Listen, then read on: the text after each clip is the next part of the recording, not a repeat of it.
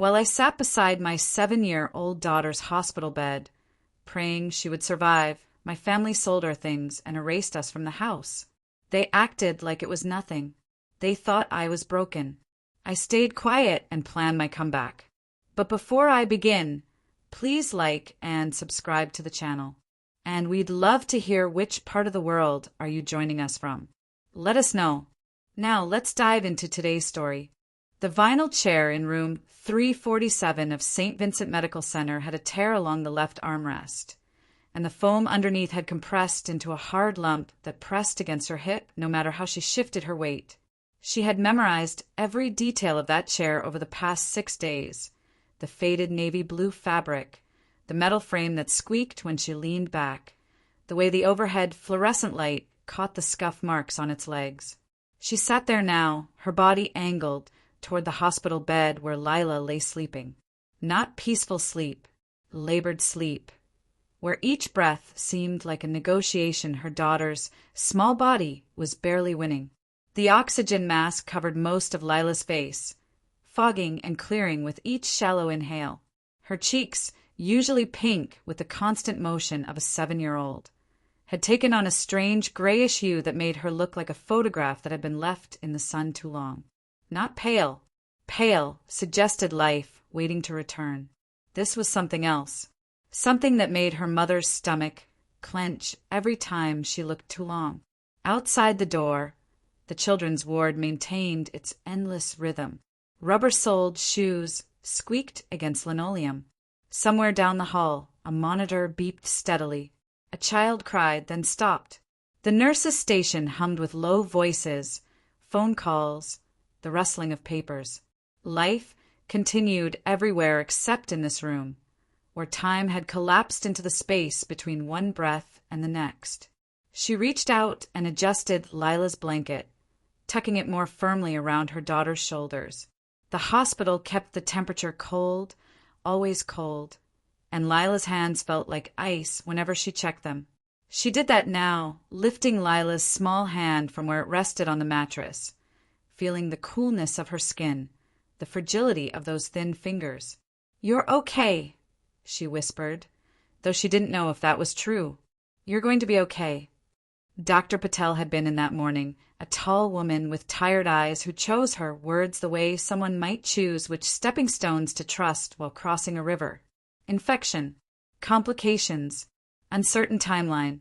The words were meant to prepare her without destroying her, but they settled in her chest like stones anyway. "We're monitoring her closely," Dr. Patel had said, her hand resting briefly on the bed rail. "The next 48 hours will tell us more." That had been 8 hours ago. 16 more hours to go before they would know if Lila was winning or losing this fight. She placed Lila's hand back on the blanket gently, then picked up the package of sanitizing wipes from the bedside table. This was part of their routine now. Every 2 hours, she cleaned Lila's hands, careful around the 4-line taped to her daughter's wrist. She worked slowly, methodically, warming each wipe between her own hands first so the cold wouldn't startle Lila awake. Her phone buzzed on the windowsill where she'd left it. She ignored it. It buzzed again, 3 times in quick succession. She finished with Lila's left hand, set the wipe aside, and reached for her phone. 3 text messages from Colleen. 1 from her mother. She unlocked the screen. "Colleen, how much longer do you think you'll be there?" "Colleen, not trying to rush you, just need to plan." "Colleen, the guest room is kind of tied up with your stuff." Her finger hovered over the screen. The guest room. Her belongings had been in that room for 3 years, ever since she'd moved back home after the divorce. Boxes of kitchen supplies, winter clothes still in vacuum bags, Lila's art supplies and toys. Things that hadn't fit into their shared bedroom, but were supposed to be temporary storage until she could afford her own place. She looked at her mother's message. "Ruth, we can't keep everything on hold indefinitely. People have needs too." The oxygen machine hissed softly. Lila stirred, her eyelids fluttering but not opening. Her mother stood up from the chair, her back protesting after hours of sitting. She moved to the window, looked out at the parking lot 4 stories below. Cars coming and going. Normal life, happening to other people. She typed a response with numb fingers. She might not make it. She hit send and turned the phone face down on the windowsill. The reply never came. The days blurred together after that. She learned the shift changes by heart. 7 a.m., 3 p.m., 11 p.m. She learned which nurses would warm the blankets in the dryer before bringing them. She learned to read the monitors well enough that she could tell when Lila's oxygen saturation dropped below 92% before the alarm sounded. She slept in the chair, her head tilted at an angle that made her neck ache. She ate from the vending machines down the hall. Crackers and granola bars and coffee that tasted like hot water flavored with regret. She showered in the family bathroom once every 2 days, using the tiny bottles of soap provided by the hospital, drying herself with rough paper towels when she couldn't wait for the hand dryer to work. Her family didn't visit. Colleen texted once more, asking if she'd thought about the situation at home. She didn't respond. Her mother called on the 5th day, but she let it go to voicemail. When she finally listened to it hours later, Ruth's voice was clipped and businesslike. "I don't know what you expect us to do," the message said. "We can't just stop our lives. Call me when you're ready to be reasonable." She deleted the voicemail and went back to counting Lila's breaths. On the 7th day, Lila opened her eyes and asked for water in a voice barely above a whisper. Her mother cried then, finally pressing her face against the bed rail so the nurses wouldn't see. Relief felt like falling, like the ground had been taken away and she was suspended in air, weightless and terrified and grateful all at once. Dr. Patel came in an hour later and smiled for the first time since they'd met. "She's turned a corner," the doctor said. "We'll keep her a few more days for observation, but I think we're past the worst of it." The worst of it, as if that could be quantified, as if there was a single worst moment instead of 1,000 small ones strung together like beads on a wire, each one sharp enough to draw blood. "Thank you," she managed to say. Dr. Patel squeezed her shoulder. "You did well. Being here, staying with her, that matters more than you know." After the doctor left, she sat back down in the vinyl chair and took Lila's hand again. This time, her daughter's fingers curled weakly around hers. "Mama." Lila's voice was hoarse from the oxygen mask. "I'm here, baby. I'm right here. Can we go home?" She smoothed Lila's hair back from her forehead, careful of the 4 lines. "Soon. In a few days, when you're stronger." "Okay." Lila's eyes drifted closed again, but her grip on her mother's hand didn't loosen. "Home." The word sat strangely in her mouth now. They discharged Lila on a Tuesday afternoon, 14 days after they'd arrived in the emergency room with Lila burning up with fever and barely conscious. The discharge process took hours, paperwork, prescriptions, instructions from 3 different nurses about wound care and medication schedules and signs to watch for that might indicate infection returning. She bundled Lila in 3 blankets, even though it was late March and the weather had turned warmer. Lila still got cold easily, her body's temperature regulation thrown off by 2 weeks of fighting to survive. They left through the main entrance, and she felt the sunlight on her face like something foreign, something she'd forgotten existed. The drive back to the house took 20 minutes. She kept checking the rearview mirror, watching Lila doze in the back seat, making sure she was still breathing. That instinct hadn't left. She wondered if it ever would. When she pulled into the driveway, she noticed immediately that the porch furniture had been rearranged. The old wicker chair she used to sit in during summer evenings was gone. In its place sat a new metal bench she didn't recognize. She helped Lila out of the car, supporting most of her daughter's weight as they made their way to the front door. Lila moved like an old woman, her legs weak from bed rest, her breathing still, slightly labored. The door was unlocked. It usually was during the day when people were home. She pushed it open and guided Lila inside. The living room was empty. Not just empty of people, empty of furniture. The couch, where she used to curl up with Lila to watch movies, gone. The coffee table that had been her grandmother's, gone. The bookshelf with all of Lila's picture books and her own paperbacks, gone. She stood in the doorway, Lila leaning heavily against her side, and tried to process what she was seeing. Colleen emerged from the kitchen, drying her hands on a dish towel. She looked startled for half a second, then her face smoothed into something carefully neutral. "Oh," Colleen said, "you're back. Where's the furniture?" "We moved it." Colleen folded the towel with precise movements, her eyes not quite meeting her sister's. "We needed the space. The room was just sitting here unused.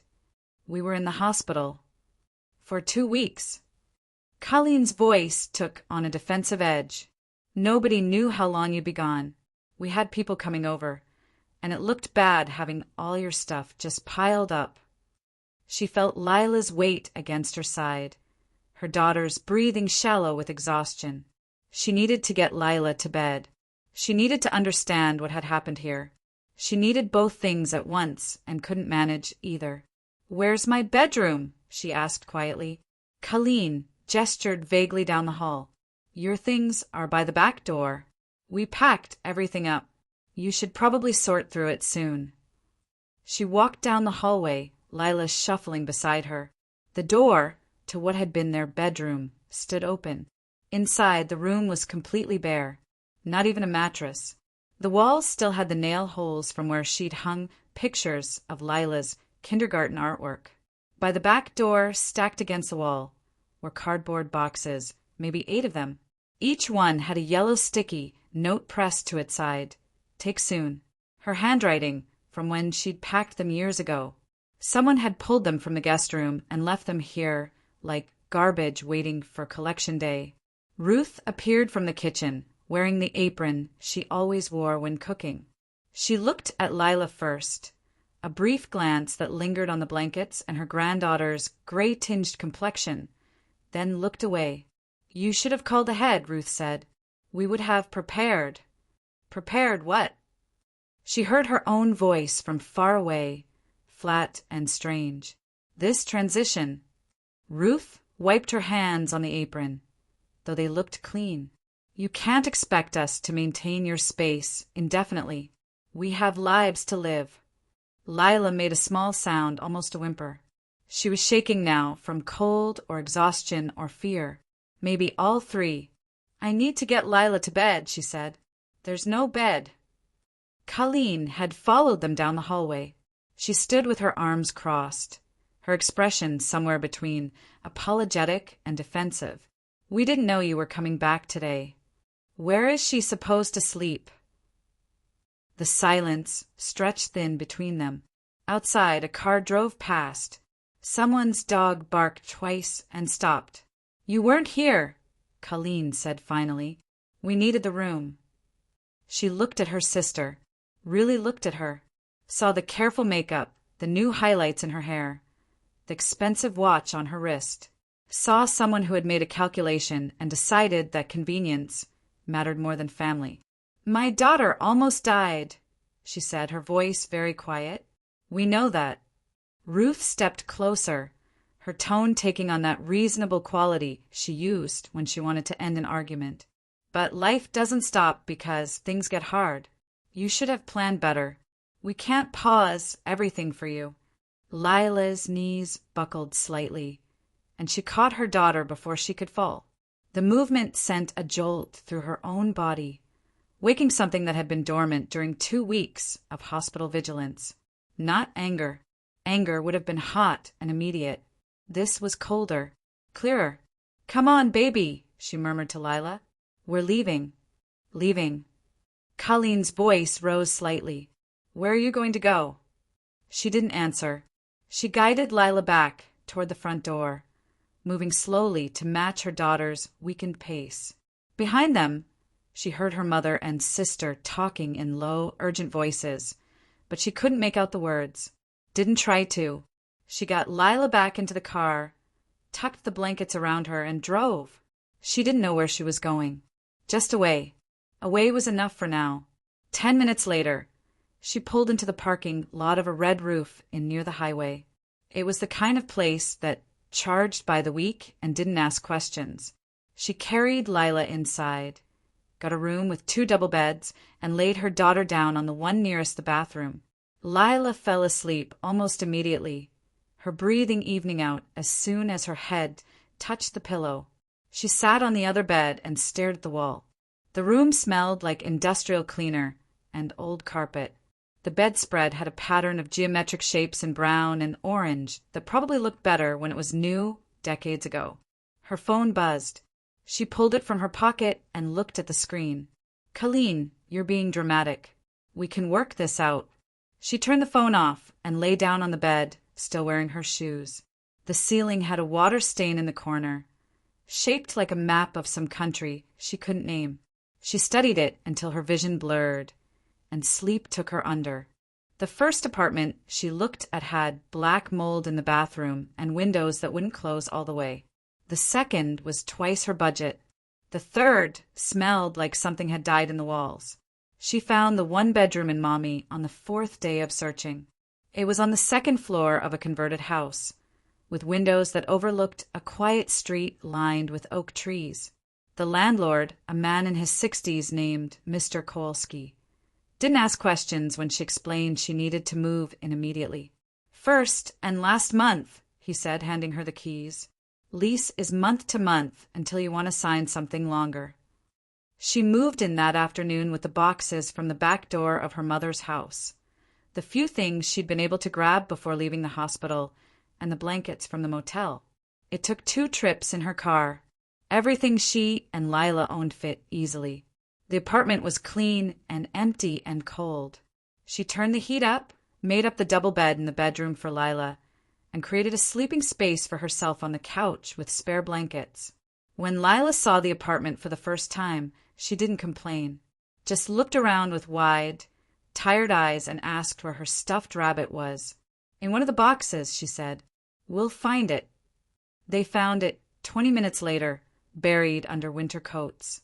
Lila clutched it to her chest and didn't let go for the rest of the day. The next morning, she called the print shop near the waterfront that had a help wanted sign in the window. They needed someone who could run the copy machines and handle customer orders. The pay was low, but they were willing to work around her schedule as she adjusted to Lila's medical appointments. She started the following Monday. The work was simple, repetitive. She learned to operate the large format printers, how to bind presentations, how to smile at customers, even when they were rude about turnaround times. Her manager was a woman named Patricia, who wore reading glasses on a chain and brought extra coffee for the staff every morning. "You're good with details," Patricia said after her first week. "Keep that up." At night, after Lila went to bed, she worked cleaning offices for a janitorial company. The shifts ran from 10 at night until 3 in the morning. She vacuumed conference rooms, emptied trash bins, wiped down desks. The work made her back ache and her hands dry and cracked from chemicals, but it paid in cash every week. She learned to function on 4 hours of sleep. She learned to make a dollar stretch. She learned that exhaustion could become a baseline, something you operated from instead of something that stopped you. Lila grew stronger slowly. The gray tint left her skin. Her energy returned in small increments.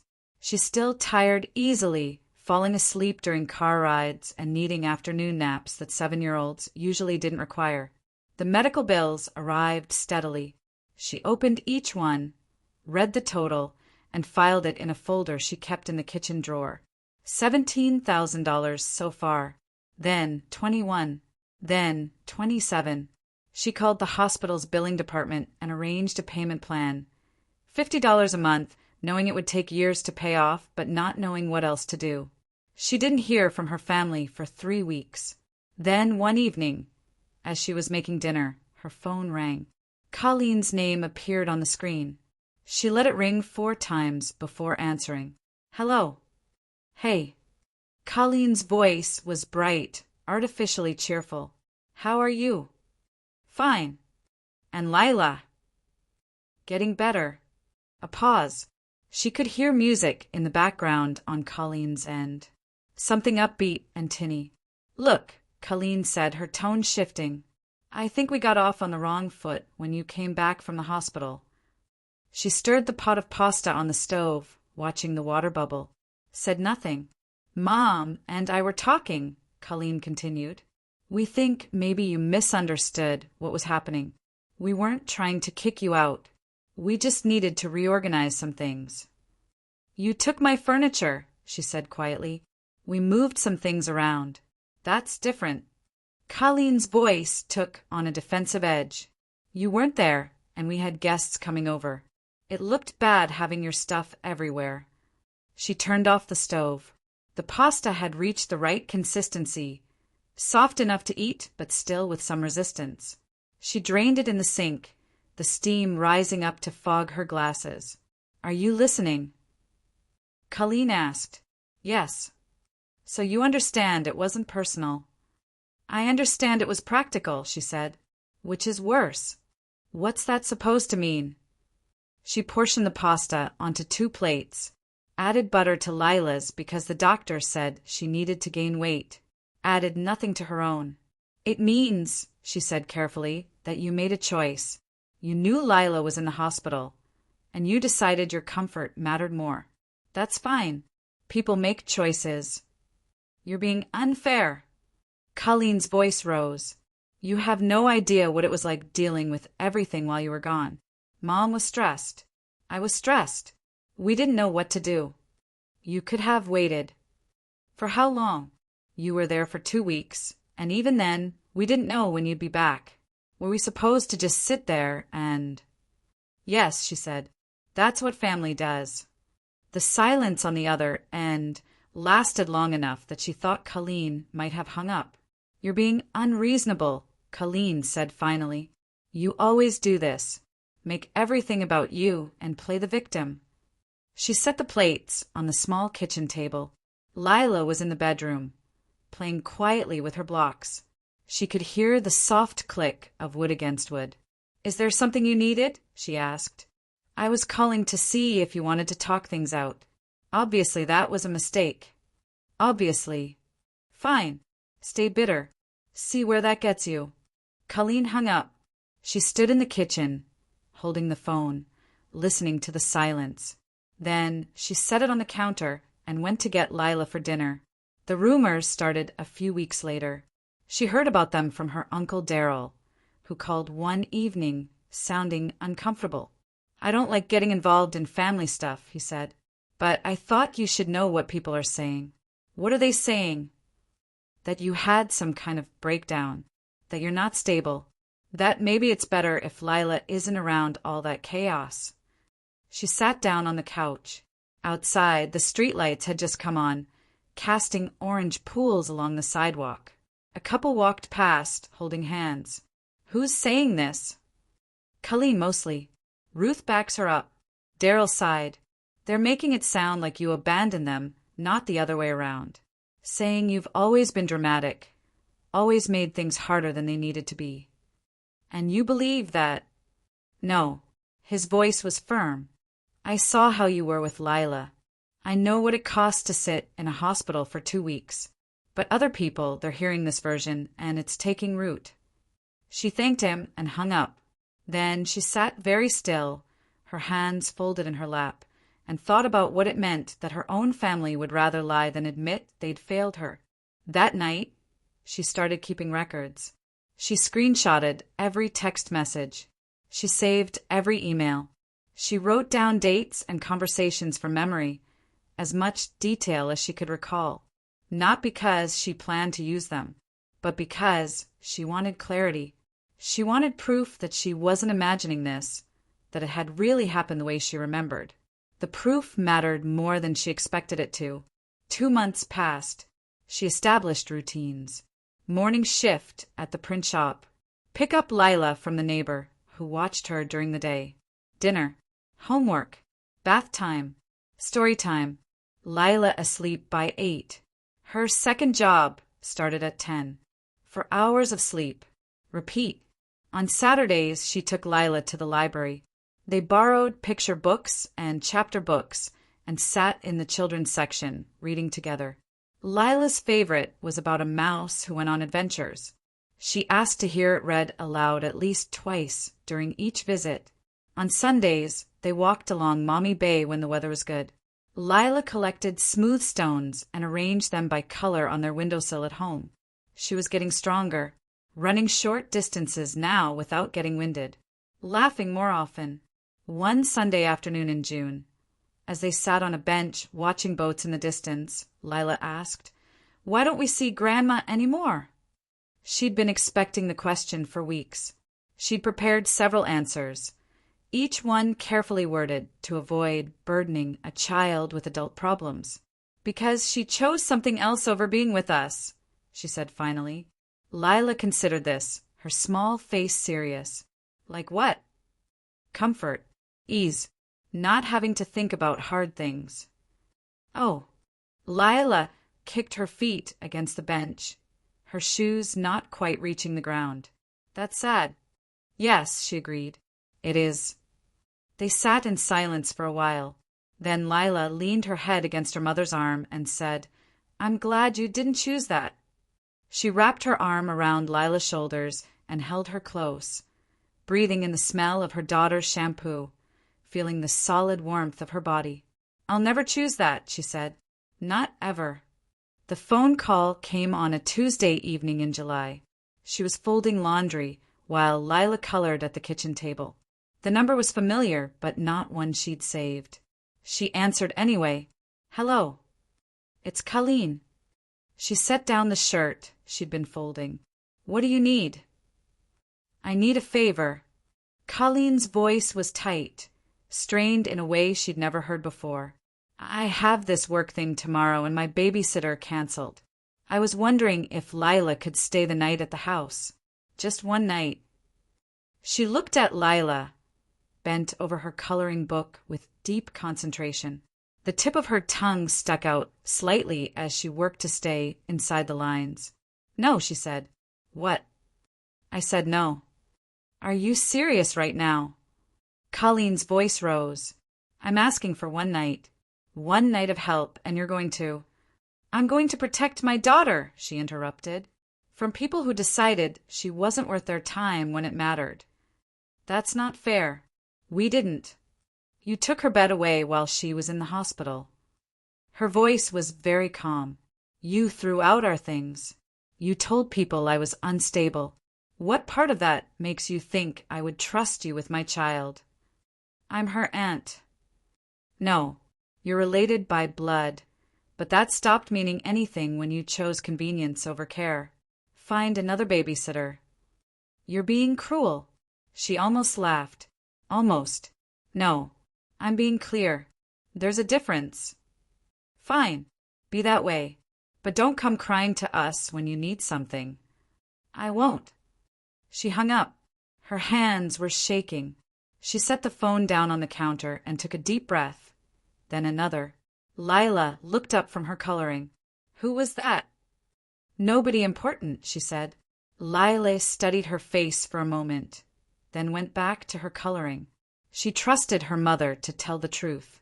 That trust was the most valuable thing in the world. She picked up another shirt to fold. Her hands had stopped shaking. The final conversation came in August. She didn't initiate it. She had stopped reaching out months ago, had accepted that silence was the only relationship possible with people who couldn't admit fault. But Ruth called one evening, her voice carrying that particular tone of authority she used when she expected to be obeyed. "We need to talk about Thanksgiving," Ruth said without preamble. "What about it?" "Whether you're planning to come. Colleen says you've been difficult about family gatherings." She was sitting on the floor of the living room, helping Lila build a tower out of blocks. The tower was getting tall, wobbling slightly at the top. Lila's face was scrunched with concentration as she placed each block carefully. "I'm not coming to Thanksgiving," she said. "Don't be ridiculous. It's a family holiday. We're not family anymore." The words came out easily without anger or pain. "Just statement of fact. You don't mean that." Ruth's voice shifted, becoming placating. You're still upset about the misunderstanding when you got back from the hospital. We can work through that. There was no misunderstanding. She helped Lila place another block on the tower. You made your priorities clear. I'm respecting them. Your priorities, Ruth said, her tone hardening, seemed to be holding grudges and playing the victim. Colleen tried to reach out to you for help, and you were cruel to her. Is that the example you want to set for Lila?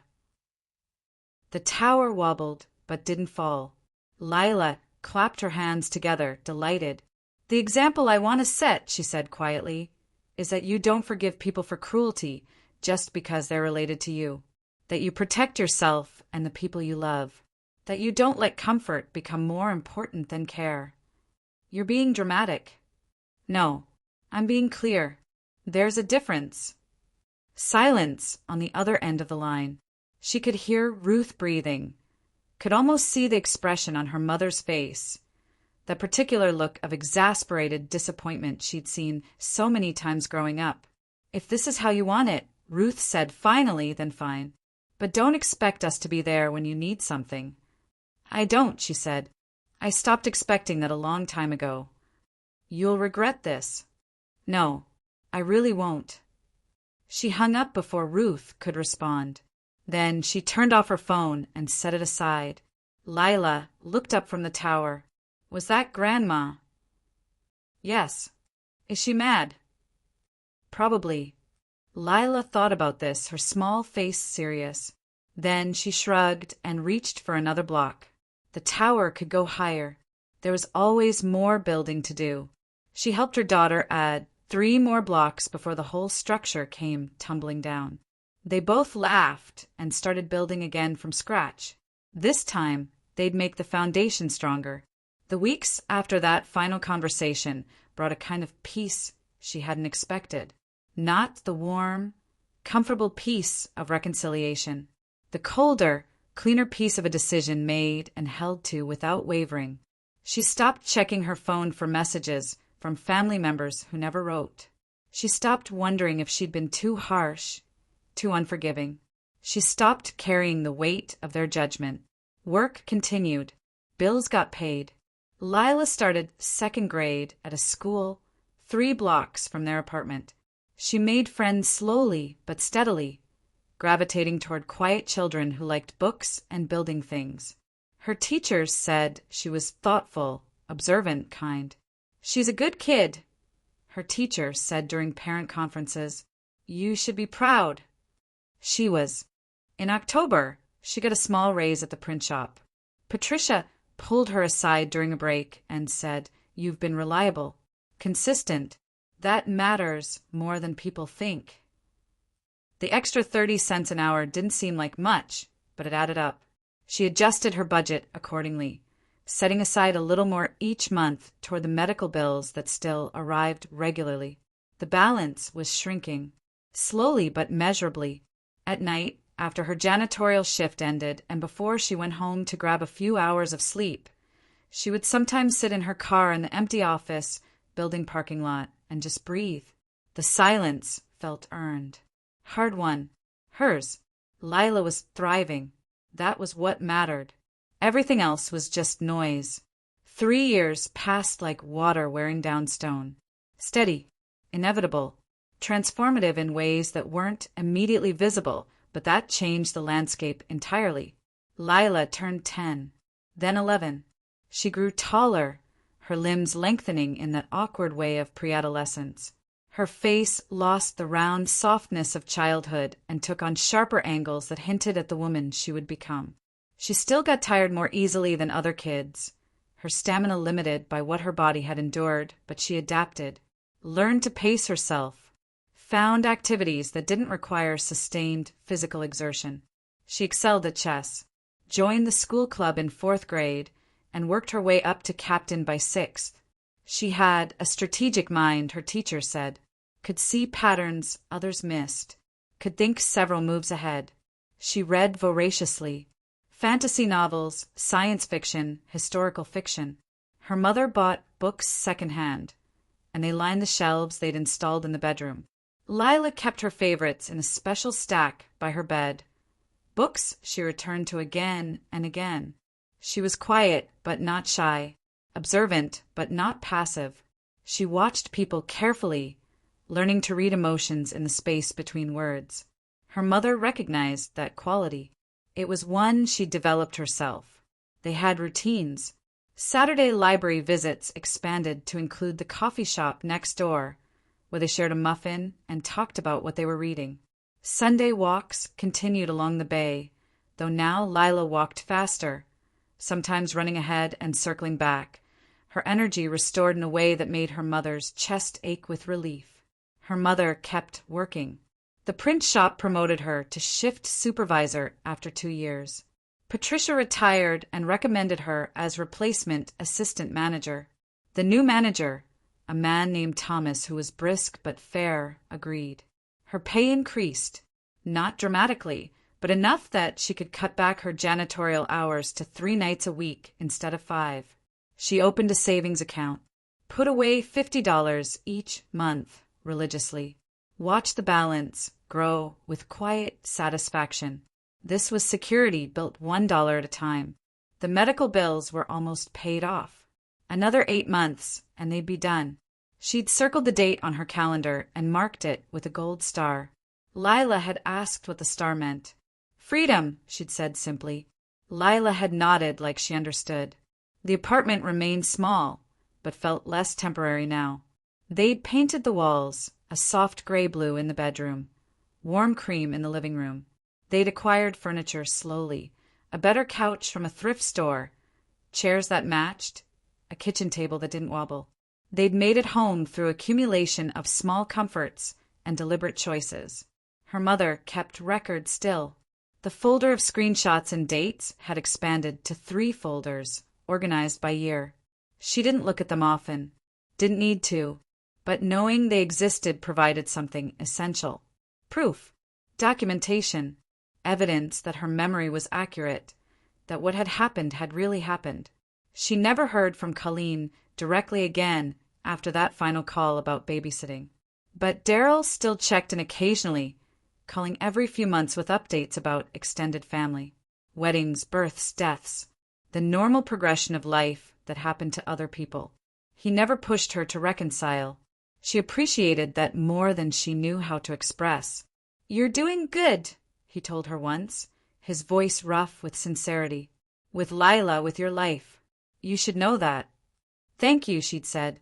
"They ask about you sometimes," he added carefully. "Ruth and Colleen. What do you tell them?" "That you're fine. That Lila's healthy. That you're not interested in contact." "Good." There was a pause. Then Daryl said, "For what it's worth, I think you made the right call. Cutting them off. Not everyone has the spine for it." She'd thanked him and meant it. It helped, knowing at least one person understood that distance wasn't cruelty. Sometimes it was the kindest thing you could do, for yourself and for the people who depended on you. The call came on a cold afternoon in November. She was at work, pricing a large order of wedding invitations, when her personal phone rang. Unknown number. She almost didn't answer, but something made her pick up. "Hello." "Is this?" A woman's voice, unfamiliar, hesitant. "I'm trying to reach someone. About Ruth." Her hand stilled on the invoice she'd been writing. "I'm her daughter." "Oh, thank goodness." The woman's relief was audible. "I'm calling from Toledo General. Your mother was brought in this morning.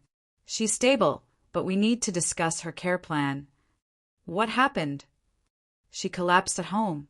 Her neighbor called 911. We're running tests, but it looks like a cardiac event. The doctor will want to talk with family about next steps." She set down her pen. Through the shop windows, she could see cars passing on the street outside. Normal traffic. Normal day. "I'm not the right person to call," she said quietly. "Oh." The woman sounded confused. "Is there another family member? Who?" "Try Colleen. She's the eldest daughter." She recited Colleen's phone number from memory. "Some things stayed with you even when you didn't want them to." "I see. Thank you for I hope she recovers, she interrupted. I do, but I'm not involved in her care. You'll need to speak with Colleen. She hung up before the woman could respond. Her hands were steady. Her breathing was even. She picked up the pen again and finished pricing the wedding invitations. The bride wanted hand calligraphy on the envelopes. It would take hours. The price reflected that. When her shift ended, she drove to Lila's school for pickup. They developed a routine. Lila waited by the flagpole with her backpack, usually reading. Today she had a book about marine biology open on her lap. "How was your day?" her mother asked as Lila climbed into the car. "Good. We started a new project in science. I'm doing mine on jellyfish." "That sounds interesting." They drove home, made dinner together, spaghetti with meat sauce, garlic bread, salad. Lila talked about her project, about the different types of jellyfish and their various adaptations. Her enthusiasm was infectious. Her mother listened and asked questions and felt grateful for this life they'd built. After dinner, after homework, after Lila's shower and the bedtime routine of toothbrushing and face washing and pajamas, her mother sat on the edge of Lila's bed for their nightly ritual. "What are you reading tonight?" she asked. Lila held up her current book, the one about the girl who finds the magic door. "Do you like it?" "It's okay. She makes some dumb choices." Lila settled back against her pillows. "But I think she'll figure it out eventually." Her mother smiled. People usually do, if they pay attention to what matters. Did Grandma ever figure things out? The question caught her off guard. She studied Lila's face, seeing genuine curiosity there rather than manipulation or testing. "I don't know," she said honestly.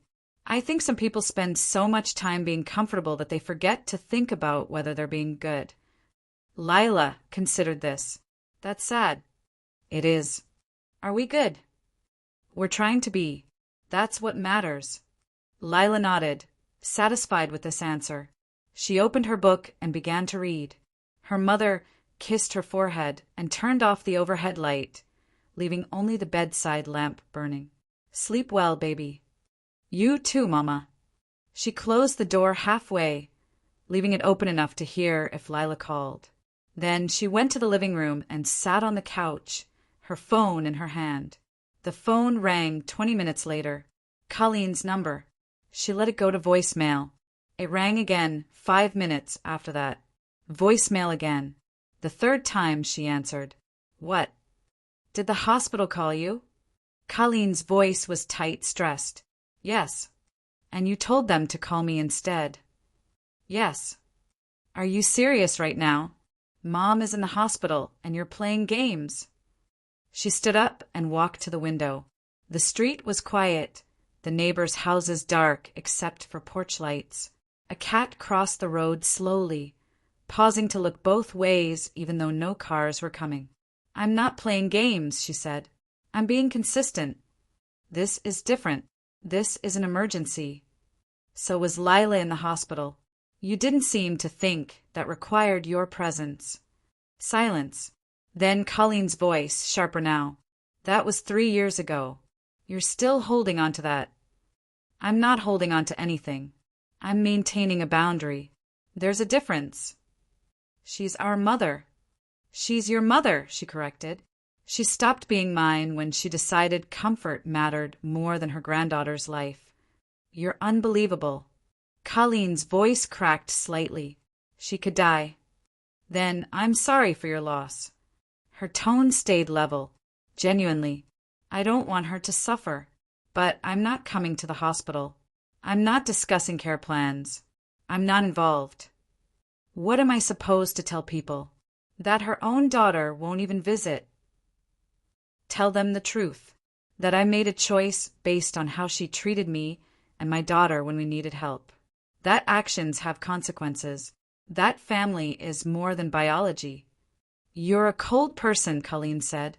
"I used to think you were just hurt, but now I see you're actually cold." "No, I'm clear. I know what matters and what doesn't. I know who's worth my energy and who isn't. That's not coldness. That's wisdom." She asks about you sometimes. About Lila. That's nice. How can you be like this? She thought about the hospital chair, the vinyl that had dug into her back, the way she'd counted Lila's breaths for 14 days while her family talked about needing room. She thought about coming home to an empty house, to boxes marked "Take Soon," to a sister who said, "You weren't here," like that was justification. "I learned it from you," she said quietly. "You taught me that practicality matters more than sentiment, that people make choices based on what's convenient. That family is an obligation. You taught me very well." Colleen was crying now. She could hear it in her breathing. "I'm sorry," Colleen said. "For back then. For what happened. We didn't understand how bad things were." "Yes, you did. I told you she might die. You chose to believe that wasn't as important as having a clean living room. Please, just come to the hospital. We can talk about this properly." "There's nothing to talk about. Take care of Ruth. I hope she recovers. But don't call me again." She hung up. Her phone buzzed with a text message 30 seconds later. "Colleen, family is family. You can't just walk away from that." She typed a response. "Watch me." Then she blocked Colleen's number, blocked Ruth's number, blocked everyone except Daryl. The phone stayed silent after that. Ruth recovered, according to Daryl when he called 2 weeks later. The cardiac event had been serious, but not fatal. She was home now with a list of medications and instructions to reduce stress. "They're looking at selling the house," Daryl said. "It's too big for Ruth to manage alone, and Colleen can't afford to take it on." "Okay. Just thought you should know." "Thank you. They're still hoping you'll reach out." "I won't."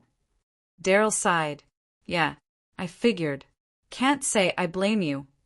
They talked for a few more minutes about other things. His grandkids, the weather, the normal, boring details of life that continued regardless of family drama. After the call ended, she sat on the couch and thought about the house, the one she'd grown up in, where she'd brought Lila to live after the divorce, the one where they'd taken her bedroom and cleared out her things while Lila fought for her life. She felt nothing about its sale. No nostalgia, no grief. It was just a building. What mattered was the people inside it, and those people had failed the test when it counted. Lila came out of her room, book in hand. "Who are you talking to?" "Uncle Daryl. How's he doing?" "Good. His grandson started Little League." "That's nice." Lila sat down beside her on the couch, tucking her feet under her. "Are you okay?" "Yes. Why?" "You have that face." "What face?" "The thinking face, like when you're working something out in your head." She pulled Lila closer, wrapping an arm around her shoulders, just remembering some old things. Nothing important. Lila leaned into her side, comfortable and trusting. "Okay." They sat like that for a while, not talking. Outside, the wind picked up, rattling the windows slightly. The heating system kicked on with a low hum. Small, domestic sounds that meant warmth and safety. "Mama." "Yes." "I'm glad we're U.S." She kissed the top of Lila's head. "Me too, baby. Me too." Spring came, and with it the final payment on Lila's medical bills. She wrote the check and mailed it with a sense of completion, so profound it felt physical. That weight, carried for nearly 4 years, lifted. She bought a cake to celebrate. Nothing fancy, chocolate from the grocery store bakery. But Lila's eyes lit up when she saw it. "What's the occasion?" "We're free," her mother said. "Completely, entirely free." They ate cake for breakfast the next morning, breaking all the rules because sometimes rules didn't matter as much as joy. That summer, she took a week off work, her first real vacation since starting at the print shop. They drove north to Lake Michigan and stayed in a small cabin near the dunes. They swam in water so cold it made them gasp. They collected rocks and driftwood. They read books on the beach and ate simple meals and went to bed early because the sun and water made them tired. On the last day, they walked along the shore at sunset. The sky turned orange and pink and purple, colors bleeding into each other like watercolors. "This is my favorite place," Lila said. "Mine too. Can we come back?" "Yes, every summer if you want." Lila smiled, and in that moment her mother saw all the versions of her daughter at once. The gray-skinned child in the hospital bed, the frightened girl in the empty house, the student bent over her homework, the chess player calculating her next move, the young woman she would become. All of them alive, all of them possible, because she had stayed in that hospital chair and counted breaths and refused to give up. "I love you," she said. "I love you too, Mama." They walked back to the cabin as the sun disappeared below the horizon. Tomorrow they would drive home, back to work and school and normal life. But tonight they were here, together, safe. That was more than enough. The letter came in December, 6 months after Ruth's cardiac event. Daryl called first to warn her. "Colleen's going to reach out," he said. "Just wanted you to know." "Why?" "Ruth's health is declining. They're talking about long-term care facilities. Costs are adding up." She said nothing. "She's going to ask for help," Daryl continued. "Financial, probably. Maybe more." "And what did you tell her?" "That you'd made your position clear years ago. That she shouldn't expect anything." "Thank you. For what it's worth, I think you've handled all this better than most people could." She thanked him and hung up. The letter arrived 3 days later. Thick paper, Colleen's careful handwriting on the envelope. She almost threw it away unopened. Instead, she made tea, sat at the kitchen table, and read it while Lila was at school. "Dear sister, I know we haven't spoken in a long time. I know you have reasons for that. But I'm writing because I need to ask for your help with Mom. Her health has gotten worse. The medications are expensive, and she needs more care than I can provide alone. I'm looking at assisted living facilities, but they're thousands a month. I can't afford it by myself. I know we made mistakes when Lila was sick. I know we hurt you. If I could go back and change things, I would. But I can't. All I can do is ask you to look past what happened and help me help Mom. Family is family. That has to mean something. Please call me. We can work something out together. Colleen." She read it twice. Then she folded it neatly, put it back in the envelope, and placed it in her records folder. She didn't respond. 2 weeks later, another letter arrived. Then a third, each one more urgent than the last, the tone shifting from asking to pleading to barely disguised anger. She filed them all without responding. On Christmas Eve, her phone rang, a number she didn't recognize. She answered anyway. "Hello." "It's me." Colleen's voice. "Don't hang up." She didn't, but she didn't speak either. "Did you get my letters?"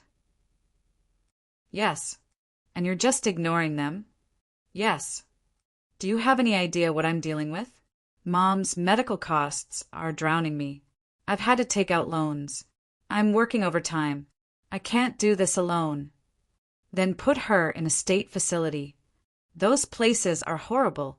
Then I guess you'll have to decide what you can afford. The way I had to decide what I could afford when Lila was sick and you threw our things out." "That's not, we didn't," Colleen's voice broke. "Please, I'm begging you. Just help with some of the costs. You don't even have to visit. Just help me keep her somewhere decent." She thought about the vinyl hospital chair, the medical bills she'd paid $50 at a time for 4 years, the double shifts she'd worked while Lila was still weak and tired, the apartment they'd turned into home through sheer determination. "No," she said. "Why not?" "Because you taught me that practicality matters more than sentiment, that people have needs and can't pause their lives, that family doesn't obligate you to sacrifice your own well-being. You taught me those lessons very thoroughly." I said I was sorry. "You said a lot of things. None of them changes what happened." "You're punishing me." No, I'm protecting myself and my daughter. There's a difference. She's your mother. She was my mother. She stopped being that when she valued comfort over care. When she looked at her granddaughter, her sick, exhausted, traumatized granddaughter, and decided that rearranging furniture was more important than providing shelter. Colleen was crying audibly now. Please, I can't do this alone. Then you understand exactly how I felt. Good luck. She hung up and blocked the number. Lila came out of her room, where she'd been reading. Was that Aunt Colleen? Yes. What did she want? Help with Grandma. Lila sat down at the table. She was 12 now, tall for her age, with her mother's eyes and a sharpness that came from watching the world carefully. Are you going to help her? Lila asked. No. Why not? Because some bridges should stay burned. Because forgiveness isn't always the right answer. Because I'd rather spend my time and money on us than on people who showed me exactly who they were when it mattered most. Lila nodded slowly. That makes sense. Does it bother you that we don't see them? No. Lila's answer came without hesitation. I used to think maybe I should care more, but then I remember that they threw away my bed while I was sick, and I don't really care after that. Her mother reached across the table and squeezed Lila's hand. You deserved better than that. We both did. Lila squeezed back. But we're okay now. We have each other. We do. That's enough. Yes, her mother agreed. It is. Years continued their steady progression. Lila graduated middle school, then high school.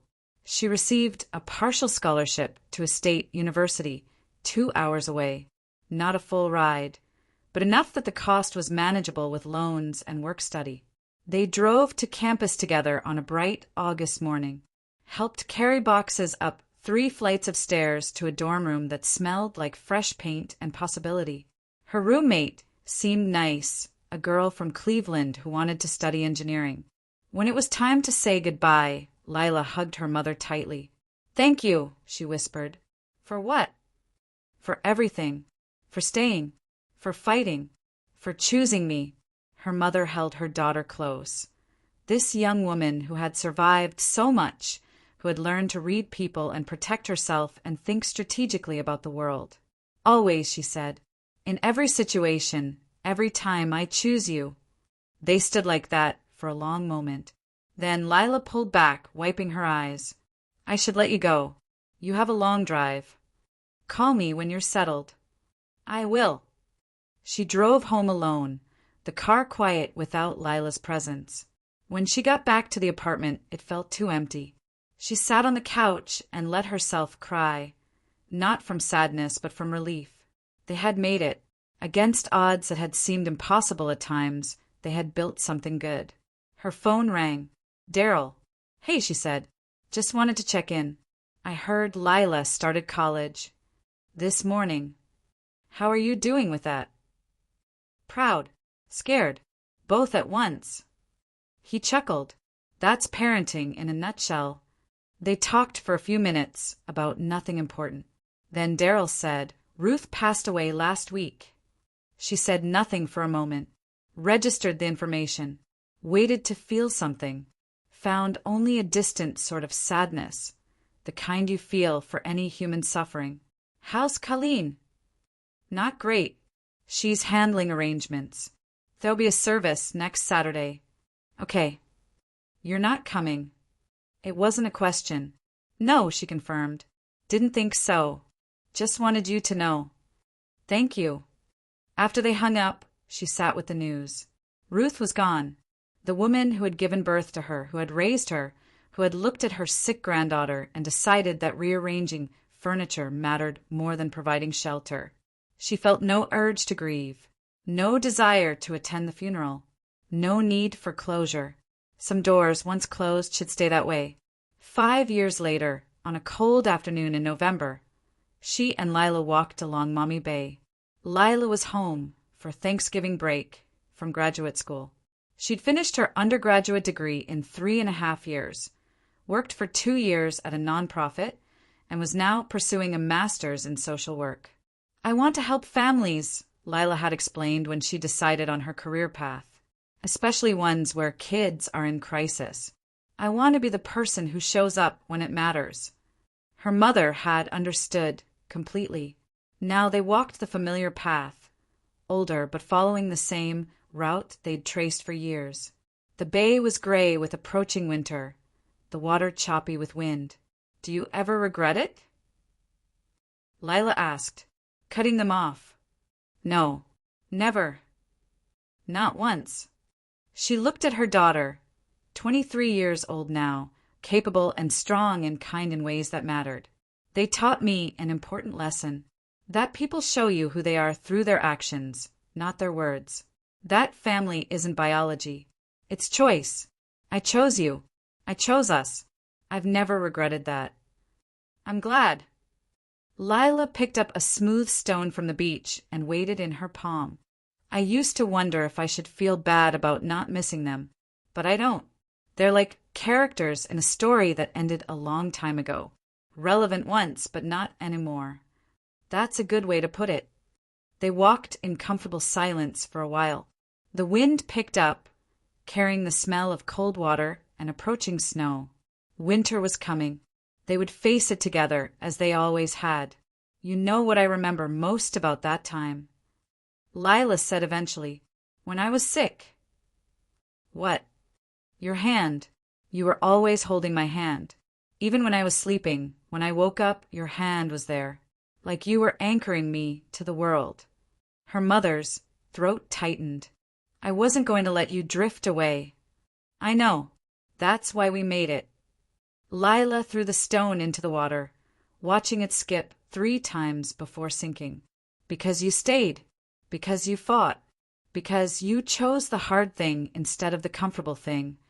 They stood together on the shore, mother and daughter, watching the water. Behind them, the path led back to the car, to home, to the life they'd built through determination and sacrifice and absolute clarity about what mattered. Ready to head back? She asked. Yeah, it's getting cold. They walked back the way they'd come, their footprints in the sand gradually erased by wind and time. But the path remained, the choice remained, the love remained. Everything else was just noise. In the end, they kept the house, the building, the furniture, the comfortable lie that convenience could substitute for care. She kept her daughter, kept her integrity, kept the clarity that comes from refusing to forgive unforgivable things. It was never a fair trade, but it was the only trade that mattered, and she would make it again, every single time without hesitation, because some people are worth fighting for, and some battles are worth winning. This was both.